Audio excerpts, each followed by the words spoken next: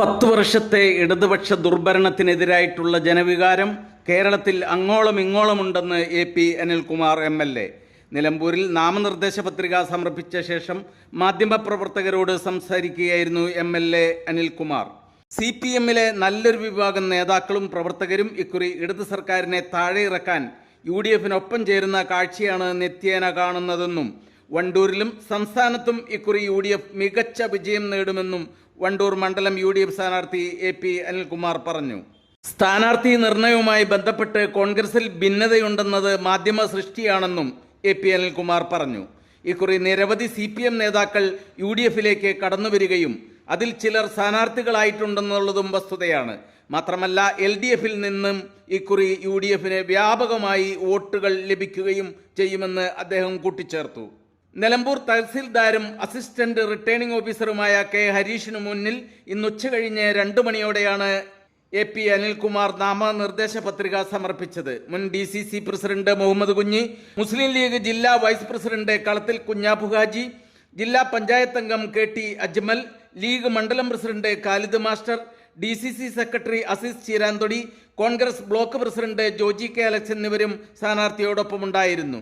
നിരവധി UDF പ്രവർത്തകരും പത്രികാ സമർപ്പണത്തിനെത്തിയിരുന്നു. കഴിഞ്ഞ 10 വർഷക്കാലത്തെ ഗവൺമെന്റിനെതിരായിട്ടുള്ള ഒരു ജനവികാരം കേരളത്തിൽ മുഴുവനുണ്ട്.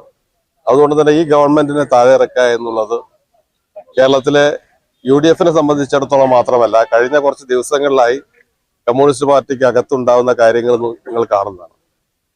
CPM പോലും ഈ തെരഞ്ഞെടുപ്പിൽ UDF-ന് അനുകൂലമായി വോട്ട് ചെയ്യുന്ന തെരഞ്ഞെടുപ്പാണ്.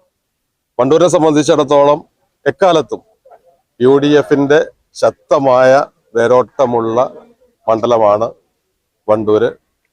വണ്ടൂരിനെ സംബന്ധിച്ചിടത്തോളം ആർക്കും എന്തെങ്കിലും സംശയം ഉണ്ടാകും എന്നെനിക്ക് തോന്നുന്നില്ല. അത്രമാത്രം UDF-ന് വേരോട്ടമുള്ള ഒരു മണ്ഡലമാണ്. അതുകൊണ്ട് തന്നെ കഴിഞ്ഞ തെരഞ്ഞെടുപ്പുകളിലൊക്കെ വിജയിക്കാൻ കഴിഞ്ഞതുപോലെ തന്നെ ഇത്തവണയും ജനങ്ങൾ പിന്തുണയ്ക്കും. UDF വലിയ ഭൂരിപക്ഷത്തോടു കൂടി വിജയിക്കും എന്നുള്ള കാര്യത്തിൽ യാതൊരു സംശയവുമില്ല. ഒരു കാലത്തും ഇല്ലാത്ത രീതിയിൽ തദ്ദേശ സ്വയംഭരണ തെരഞ്ഞെടുപ്പിൽ നേടിയ ഒരു വിജയം നമ്മുടെ കണക്കുകൂട്ടലൊക്കെ തെറ്റിച്ചുകൊണ്ടാണ് എല്ലായിടത്തും. അപ്പൊ ആ രീതിയിലുള്ള ഒരു മുന്നേറ്റം, ജനങ്ങൾ നൽകിയ ഒരു പിന്തുണ UDF-ന് പാർലമെന്റ് തെരഞ്ഞെടുപ്പിലും പഞ്ചായത്ത് തെരഞ്ഞെടുപ്പിലും ഒക്കെ വളരെ വലുതാണ്. അതുകൊണ്ട് ഇത്തവണത്തെ UDF-ന്റെ വിജയം എന്ന് പറയുന്നത് ഓരോ നിയോജക മണ്ഡലത്തിലും വലിയ ഭൂരിപക്ഷത്തിനോട് കൂടിയായിരിക്കും UDF സ്ഥാനാർത്ഥികൾ വിജയിക്കുക. വണ്ടൂരെ സംബന്ധിച്ചിടത്തോളം ഈ തെരഞ്ഞെടുപ്പിൽ റെക്കോർഡ് ഭൂരിപക്ഷമായിരിക്കും ഉണ്ടാവുക എന്നുള്ള കാര്യത്തിൽ യാതൊരു സംശയവും. മുഴുവൻ സീറ്റിലും വിജയിക്കണമെന്നാണല്ലോ. 140 സീറ്റിലും ഞങ്ങൾ സ്ഥാനാർത്ഥിയെ UDF നിർത്തിയിട്ടുണ്ട്. 140 സീറ്റിലും ഞങ്ങൾ വിജയിക്കാൻ വേണ്ടിയാണ് മത്സരിക്കുന്നത്. ഈ അവസാന ഘട്ടത്തിലുണ്ടായ ഈ രാഷ്ട്രീയ വിവാദങ്ങൾ, സ്ഥാനാർത്ഥി നിർണ്ണയവുമായി ബന്ധപ്പെട്ടുണ്ടായ തർക്കങ്ങൾ, ഇതൊക്കെ ഏതെങ്കിലും രീതിയിൽ പ്രതിഫലിക്കാൻ ഞങ്ങൾ ആരെങ്കിലും തർക്കങ്ങൾ പറഞ്ഞായിട്ട് നിങ്ങൾ കേട്ടോ? മാധ്യമങ്ങൾ ഉണ്ടാക്കിയ തർക്കങ്ങൾക്കപ്പുറത്ത് ഒരു തർക്കവും ഇല്ലല്ലോ. ഇപ്പൊ എല്ലാം കഴിഞ്ഞ് നിങ്ങൾ തന്നെ പറയുന്നുണ്ടല്ലോ, തർക്കങ്ങൾ സൃഷ്ടിച്ചത് നിങ്ങളാണ്, തർക്കങ്ങൾ ഉണ്ട് എന്ന് പറഞ്ഞത് നിങ്ങളാണ്, ഇപ്പൊ തർക്കങ്ങൾ ഇല്ല എന്ന് പറയുന്നത് നിങ്ങളാണ്. സ്വാഭാവികമായ ഒരു ജനാധിപത്യ പാർട്ടികളാണ് ഞങ്ങളുടെ പാർട്ടികളൊക്കെ തന്നെ. ആ പാർട്ടിക്ക് ചർച്ചകൾ നടക്കുന്നതിനപ്പുറത്ത് ഒന്നും ഉണ്ടായിട്ടില്ല. നിങ്ങൾ ഉദ്ദേശിച്ച യാതൊന്നും തന്നെ സംഭവിച്ചിട്ടില്ല.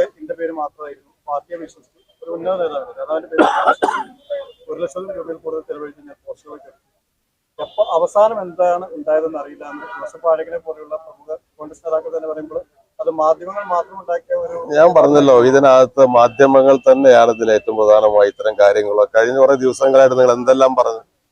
നിങ്ങൾ പറഞ്ഞ കാര്യങ്ങൾ നിങ്ങളൊന്ന് വിലയിരുത്തി നോക്കൂ. അല്ല ഏതെങ്കിലും ഒന്നെടുത്ത് മാത്രം പറയണം. എന്തെങ്കിലും പ്രശ്നം ഉണ്ടായി? മുഴുവൻ ലിസ്റ്റ് വന്നല്ലേ ഞങ്ങൾ ഇന്നലെ വരെ CPM-ന് മുഴുവൻ ലിസ്റ്റും വന്നിട്ടില്ല. ഇനി 4-5 പേര് ബാക്കിയുണ്ടെന്ന് പറഞ്ഞു. അപ്പൊ ഞങ്ങളെ സംബന്ധിച്ചിടത്തോളം UDF-ലെ മുഴുവൻ ഘടകകക്ഷികളും സമയബന്ധിതമായി ഞങ്ങൾ സ്ഥാനാർത്ഥികളെ നിർണയിച്ചു, ഞങ്ങളത് പ്രഖ്യാപിച്ചു, ഞങ്ങളത് ഫീൽഡിലുണ്ട്. ഞാൻ പറഞ്ഞല്ലോ, 2 തെരഞ്ഞെടുപ്പിലുണ്ടായ റിസൾട്ടിനേക്കാൾ നല്ല റിസൾട്ട് UDF-ന് അനുകൂലമായി ഈ തെരഞ്ഞെടുപ്പിൽ കിട്ടും. അതിൽ യാതൊരു തർക്കവും വേണ്ട.